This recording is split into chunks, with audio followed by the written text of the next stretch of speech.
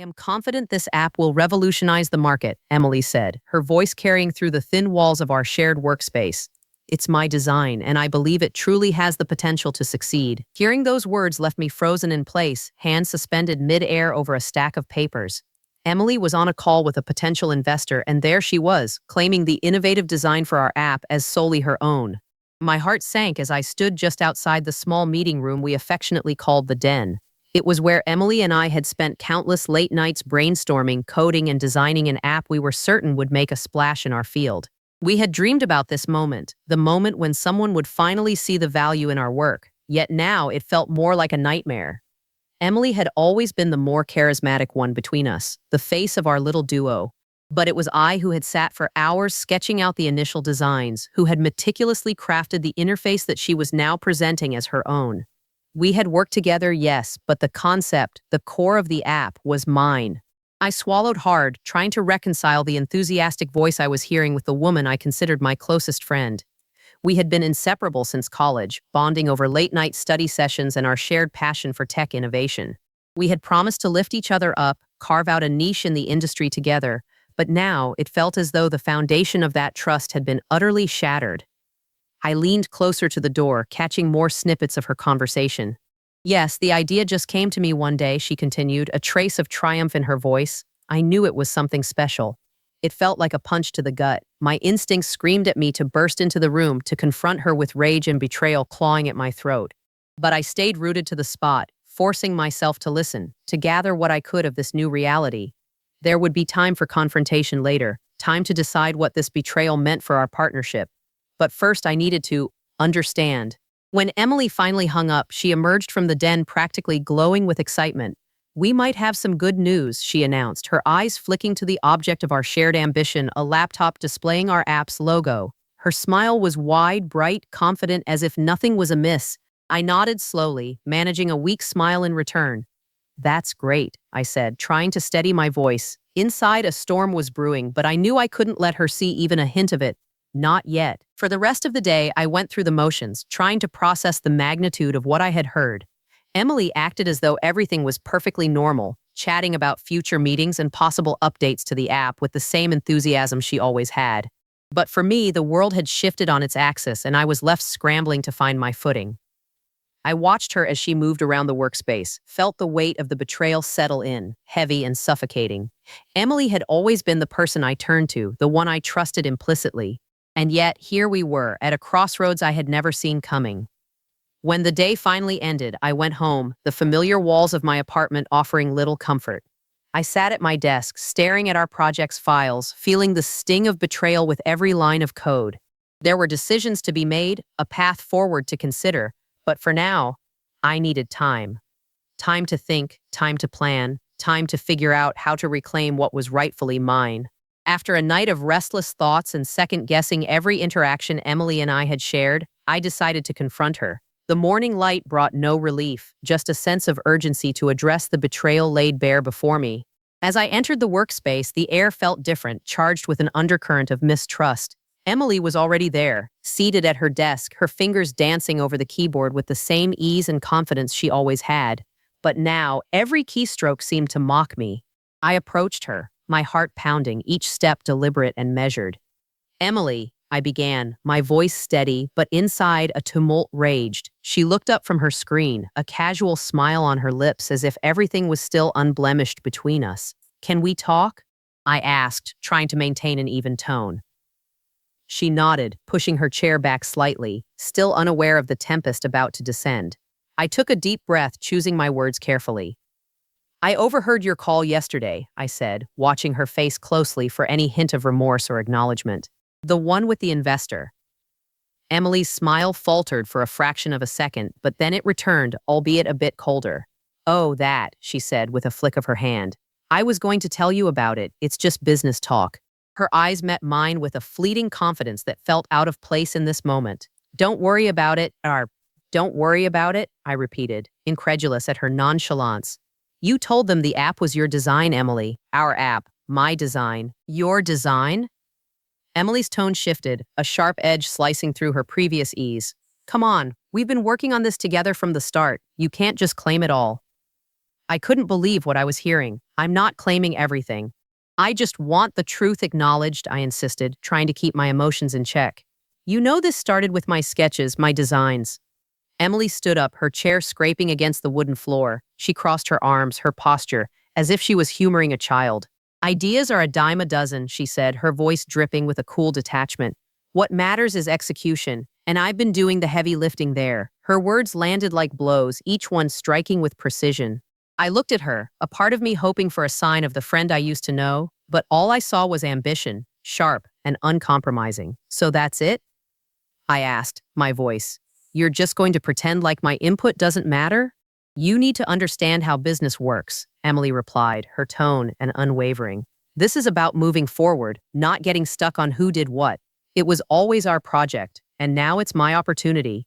Her dismissal left me reeling, the world around me blurring as if it was suddenly off-kilter. For a moment, I couldn't quite grasp that this was real, that Emily was actually saying these words. I nodded slowly, letting the silence stretch between us, knowing that arguing further would be pointless. I see, I said finally, each word carefully measured. Emily returned to her desk, the conversation seemingly closed in her mind. I watched her for a moment longer, a mix of anger and hurt swirling in my chest, before turning away. As I walked back to my own workspace, I felt the weight of the betrayal settle over me like a heavy cloak. This wasn't just a project or a business move, it was a fracture, deep and irrevocable, in our friendship and our shared dreams. Sitting down, I tried to focus, but my thoughts kept spiraling back to our conversation. Part of me wanted to shout, to demand recognition for everything I had done, but I knew shouting wouldn't bring justice. Justice would require patience and strategy. I took a deep breath, reminding myself that I was capable, that this wasn't the end but a turning point. There would be time to unravel this, to reclaim what was mine. For now, I had to keep my head clear, my resolve firm. The rest of the day passed in a haze, Emily's presence a constant reminder of the silent war now waging between us.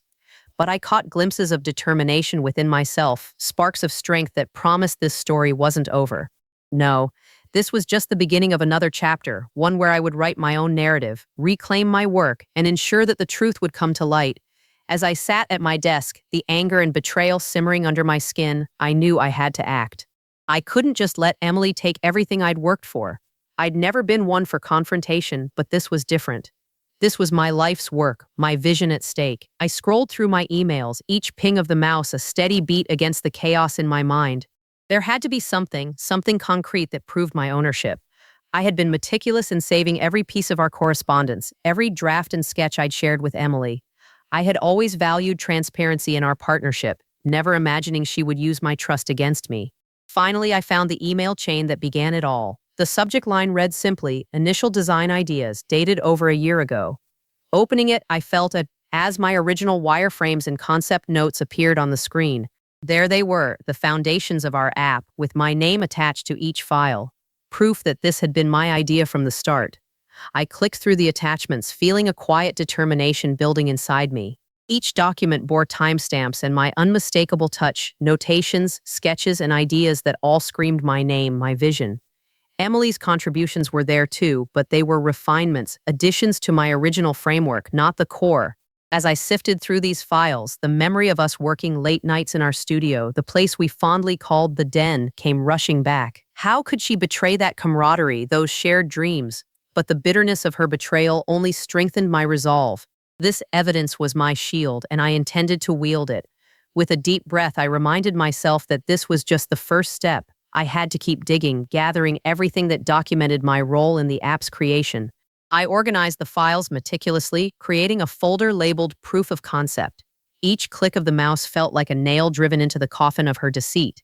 I couldn't help but replay our last conversation in my mind, the way her words cut through me. Emily had always been ambitious, but I never imagined she'd stoop this low. I realized now that her ambition had blinded her, made her forget the essence of what we had built together. I worked late into the night, scanning through every note, every brainstorm session captured in hastily written text messages. They were more pieces of the puzzle, a testament to our initial collaboration, but ultimately and undeniably linked back to me as the source. The silence of the room was comforting, the soft glow of my computer screen my only companion. I was in my element, methodically piecing together the evidence of my brainchild. I knew that going forward I would have to be as strategic as I was determined. There was no time for anger, not outwardly at least. I had to play this smart and present my case with precision. I dreamt of the day I could confront Emily, not with words or accusations, but with undeniable facts. It was about ensuring that my work was recognized for what it truly was, my vision, my concept, my innovation.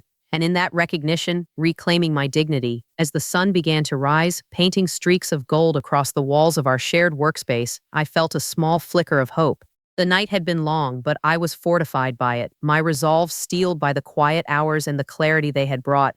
There was still a journey ahead, but I felt ready to take the next steps, knowing that I had the truth on my side.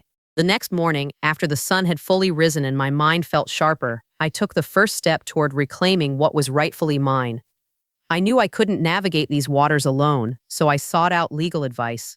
The law firm I chose to consult came highly recommended, a small but reputable team with a knack for intellectual property cases. I walked into their office, a small space tucked above a bustling street. The young lawyer who greeted me, Daniel, had a friendly demeanor and sharp eyes that seemed to absorb everything with quiet intensity. I laid out my story as clearly and calmly as I could, recounting every detail until my throat felt dry. Daniel listened intently, occasionally nodding or scribbling notes, but mostly letting me speak uninterrupted. When I finished, he leaned back in his chair, crossing his arms thoughtfully. "You've done a lot of groundwork already," he said, which was reassuring to hear. "But we'll need more than emails and drafts. To strengthen your case, gathering additional evidence will be crucial." His words made my heart sink a little, but I nodded, understanding the gravity of the situation. I had been naive to think that a few documents could entirely turn the tide in my favor. Daniel continued, suggesting we broaden our scope, perhaps look into communications with third parties who had seen the app evolve in its early stages. "Do you have anyone who can corroborate your role?" he asked, his tone still gentle but probing. I racked my brain for anyone who might have witnessed our early discussions and brainstorming sessions. A few names came to mind, mutual friends from back when Emily and I were still entwined in shared ambitions and dreams. I mentioned this to Daniel, who nodded approvingly. "Statements from them could be vital," he said, jotting down more notes. Leaving his office, I felt a mix of apprehension and determination. It was clear the road ahead was longer than I'd anticipated, but the thought of seeing this through, presenting a comprehensive case, gave me a focus I desperately needed.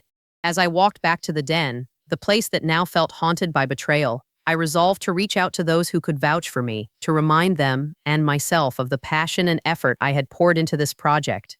I started with Rachel, a tech designer we both knew and someone who had commented on early iterations of my designs. She was surprised to hear from me, and even more surprised when I explained why I needed her help. "I remember seeing those early versions," she said, her voice laced with indignation on my behalf. "You absolutely have my word on what I saw." Each conversation like Rachel's bolstered my spirits, but not everyone was as supportive or willing to get involved. Some shared Emily's knack for ambition. Others had business entanglements with her that made them hesitant to choose sides. One particularly terse response came from Mark, a mutual acquaintance who couldn't seem to hide his reluctance over the phone. "Listen," he said, "I don't think it's my place to get involved in whatever's gone wrong between you two." Though his refusal stung, I thanked him for his time. Not wanting to give Emily any ammunition to use against me, I discarded nothing, cataloging every interaction meticulously. Every agreement to help and every rejection went into the growing file I was compiling. Days blurred into weeks as I continued my quiet efforts. I contacted former colleagues, even some of Emily's friends who knew of my involvement. Each interaction was a deliberate step forward, a piece of the larger puzzle that I was assembling. Daniel's voice echoed in my head, reminding me to stay the course, to build a case that would not only protect my rights but stand up to the scrutiny of any room Emily might walk into and cast her shadows. In the evenings, I worked on automating some of the processes within our app, adding layers of complexity to its functionality. I wasn't sure if Emily had noticed or if she even cared, but I hoped it would help further demonstrate the depth of my involvement. It was more than just an idea. It was my creation, still evolving, still thriving despite the silence between us. A month passed in this manner, the momentum of my preparations becoming a comforting routine. I started to feel a flicker of confidence where once there had been only betrayal. I realized that while Emily may have succeeded in claiming the spotlight temporarily, she couldn't erase the truth I was steadily building. I felt a calm anticipation fill me. It was almost time to reveal the full extent of what I had compiled. My resolve was stronger than ever. I knew that when the moment came, I would be ready to face Emily again, not with accusations or anger, but with the undeniable weight of evidence and a quiet, unwavering certainty. I walked into the sleek conference room, my heart pounding under the cool guise of calm. The polished table stretched long, its surface reflecting the ceiling lights like a crystal-clear pond. I had arranged this meeting with some of the investors Emily had approached. It was a pivotal moment, orchestrated through careful emails and a few discreet phone calls, masking my enthusiasm under a professional veneer. As I entered, I nodded briefly at the investor representatives, a mix of middle-aged men and women who were scanning me with polite curiosity. The projector hummed softly in the background, waiting for me to begin. I took in a deep breath and glanced at Rachel, one of my allies and a familiar face in the room. Her subtle nod offered a buoy of support. "Thank you all for meeting with me today," I began, channeling the steadiness I had summoned so many times in front of a mirror. "I believe there's been a misunderstanding regarding the app that you were initially approached about. It's imperative that I present some details you might not have been made aware of." I clicked the remote and the large screen behind me flickered to life, displaying the initial drafts and the timeline of my development work. I spoke with conviction, outlining my involvement, the hours spent refining code, and the iterations that had led to the app's current form. Each slide was a chapter of my journey, my voice steady despite the occasional tremor of indignation. As I spoke, I could see expressions shifting around the table. Curiosity gave way to realization, then to a more focused attention. The evidence I had gathered was thorough, corroborated by emails and design records, and my meticulous log of communications. This was not an oversight, it was a foundation. Yet it was during my explanation that the door swung open, punctuating the air with an unexpected tension. Emily walked in, her stride purposeful and face set in a mask of cool composure. She scanned the room and then locked eyes with me. Her appearance should have been a surprise, but in truth it was no less than I anticipated. I paused, allowing her to settle into an empty seat, her gaze daring me to continue. I resumed my presentation, not allowing her presence to derail my momentum. As you can see, the concept and the technological architecture were developed by me, with Emily later incorporating her insights into the design. Emily leaned back, her expression unreadable. "I wondered if I might interject," she said, her voice smooth but with an undercurrent that sought control. Her attempt to reframe the narrative was palpable. "Absolutely," I responded, keeping my tone neutral. "But before you proceed, there's one more aspect I'd like everyone to see." I advanced to the final slide, a single image of a signed NDA, a document she had conveniently omitted from her claims. The air seemed to change, the silence heavy with unspoken tension. Her signature was clear and undeniable, dated before she had reached out to any investors. Emily's expression faltered, her composure slipping just momentarily, but it was enough. The room shifted, the investors murmuring softly amongst themselves. "Interesting," Emily finally said, her smile a thin veneer of confidence. "It seems there's quite a bit we should discuss." Privately, I nodded, acknowledging her request without conceding ground. "Certainly," I agreed, turning my attention back to the investors. "I'm happy to continue this conversation at another time with anyone who has further questions." The meeting concluded shortly thereafter, the investors filing out with an air of contemplative silence. I could feel Emily's eyes on me, a silent challenge hanging between us. I gathered my things deliberately, resisting the urge to confront her openly in the echoing room. This wasn't about making a scene, it was about establishing a truth that could not be ignored. As the last of the investors left, Emily approached me, her expression a mix of irritation and grudging respect.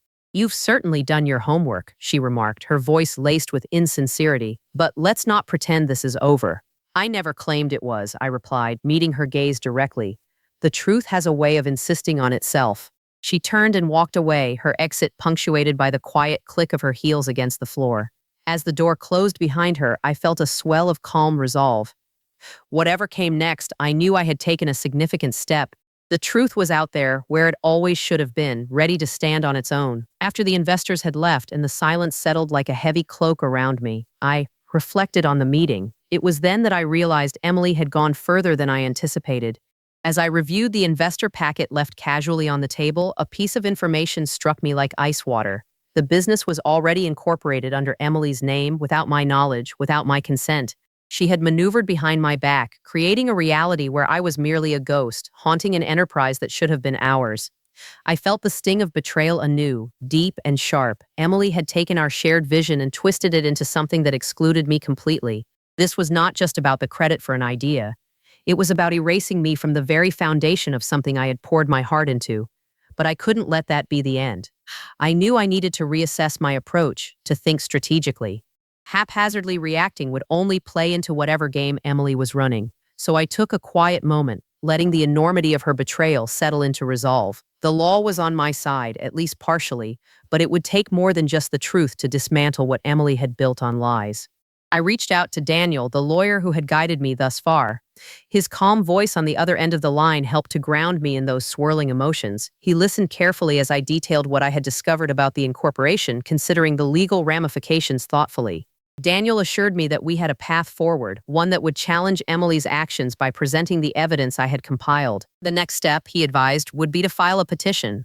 This wasn't about immediate confrontation, but about constructing a case so solid that it would demand acknowledgement in any legal context. I nodded, despite Daniel not being there to see it, feeling the weight of the task ahead. It was daunting but necessary. As the days turned to weeks, I worked tirelessly to prepare. I searched through everything I had, meeting with Rachel again to gather further statements, this time with her understanding of Emily's incorporation move. Rachel's support was unwavering, and knowing I wasn't alone in recounting the truth was reassuring. Alongside the legal preparations, I planned for what would come after. I needed to be ready not just to defend my rights but to reclaim my vision. This wasn't just a battle to win. It was groundwork for a future I still believed in. I drew strength from that vision, the app itself, its potential still clear and bright in my mind. One evening, as I was packing up from another long day at the den, Emily appeared in the doorway. Her presence was a reminder of the history we shared, now tainted by deception. Her smile was a veneer, hiding whatever calculations ran beneath. "I hear you're not backing down," she said, her tone light but edged with challenge. "I won't," I replied, meeting her gaze steadily. "Not when I know what's right." Her eyes flickered, perhaps surprised by my resolve, yet there was no softening in her demeanor. The lines were drawn, and there would be no easy reconciliation. Emily turned away, her exit as pointed as her words. I watched her leave, and rather than feeling defeated, I felt a sense of clarity. I was no longer the person who could be sidelined with a few legal documents or false claims. This was my fight, and it was only beginning. The path might be difficult, but I was ready to walk it. Filing the legal petition felt like stepping onto a vast stage where the spotlight was on every document, every collected piece of evidence that told the true story of the app's creation. I stood in court, papers in hand, aware of how much rested on this moment. The room was filled with the murmur of anticipation, every shuffle adding to the tension. Daniel was beside me, his presence in its calm certainty. Over the past weeks, he had become not just a legal ally, but a force that reminded me of the strength and quiet confidence. He nodded as I took a step forward, my voice to remain as I began to present my case. I outlined the timeline, each step marked by evidence. Every email, every draft, the original design files, they formed a clear path that led directly to me. As I spoke, I could Emily's gaze from across the room, her expression, as if my words were something she could aside. But I knew better. This was a legal battleground, not a personal confrontation. Here, the truth was, its weight pressing against the flimsy shell of false claims and paper-thin facades. I paused, allowing the evidence to stand on its own, unyielding and big.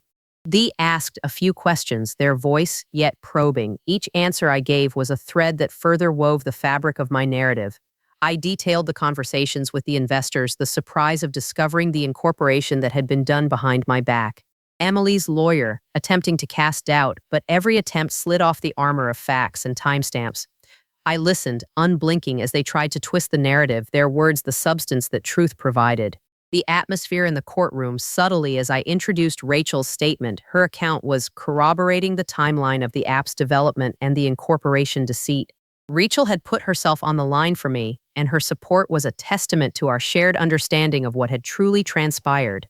As the back and forth continued, I felt a surge of confidence. In that moment, I was no longer just defending my rights, I was reclaiming them. Whatever clouds Emily had cast over my work, they under the light of transparency. Finally, when I presented the signed NDA, the document that Emily couldn't refute, there was a shift in the room. Murmurs rose, and I saw Emily's expression waver, the first crack in her otherwise facade. This was where the curtain of deceit lifted, revealing the truth beneath. The judge reviewed the evidence one last time before delivering their ruling. The words were, carrying a weight that settled everything. They ruled in my favor, declaring that the company Emily had incorporated would be OV'd. It was a victory not just on paper, but a resounding affirmation of the integrity I had fought to uphold. Emily sat, the reality sinking in around us. Her silence was a contrast to the confidence she had displayed earlier. The room seemed to hold its breath as the proceedings wrapped up, minute by minute, culminating in the finality of the judge's words. As I left the courthouse, the weight of the deception lifted with each step. I had fought for my vision, and in doing so had reclaimed the part of myself that refused to be overshadowed. The path ahead was now, and though the journey had been as the rightful place for my work was Indio. The courthouse steps felt oddly liberating, and as I emerged into the crisp air, I couldn't help but reflect on how far I had come from those first moments of betrayal. The ruling had been in my favor, not just dissolving the company Emily had claimed, but also securing my intellectual property rights, legally binding and indisputable.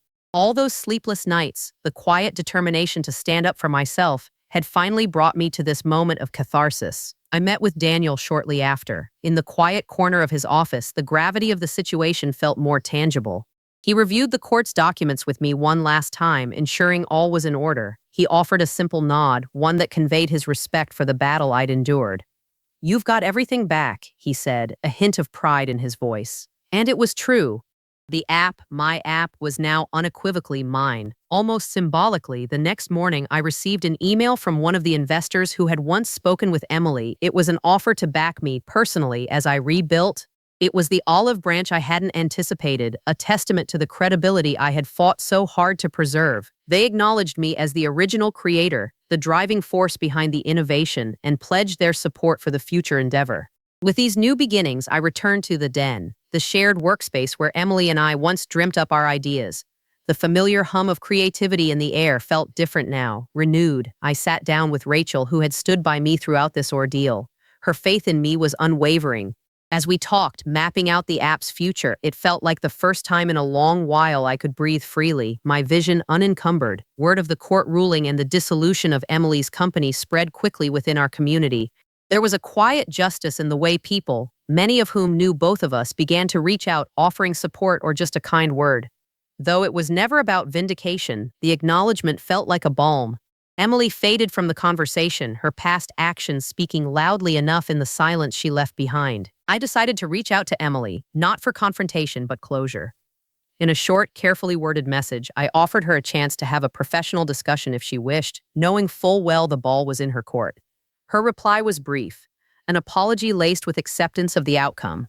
It wasn't much, but it felt like a faint olive branch, one I didn't need but appreciated nonetheless. With the slate clean, I began the process of recruiting a small team, Rachel included, ready to chase the dream once more. Our conversations brimmed with ideas, the future of the app now grounded by the lessons learned and fortified by the experiences endured. I was rebuilding, not from scratch, but from a foundation that was now unmistakably mine. I had fought for my vision, my truth, and now, with a clear path ahead, I could move forward without the weight of betrayal. As I closed the door on one chapter and opened another, it was with a quiet resolve. I had my work, my integrity, and my future ahead, secure in the knowledge that integrity had triumphed over deceit. The journey had been arduous, but the rightful place for my work was undeniable. The light of transparency had left no shadows, and in its wake I found not just my app, but myself. This was my story, and I had written its ending on my own terms.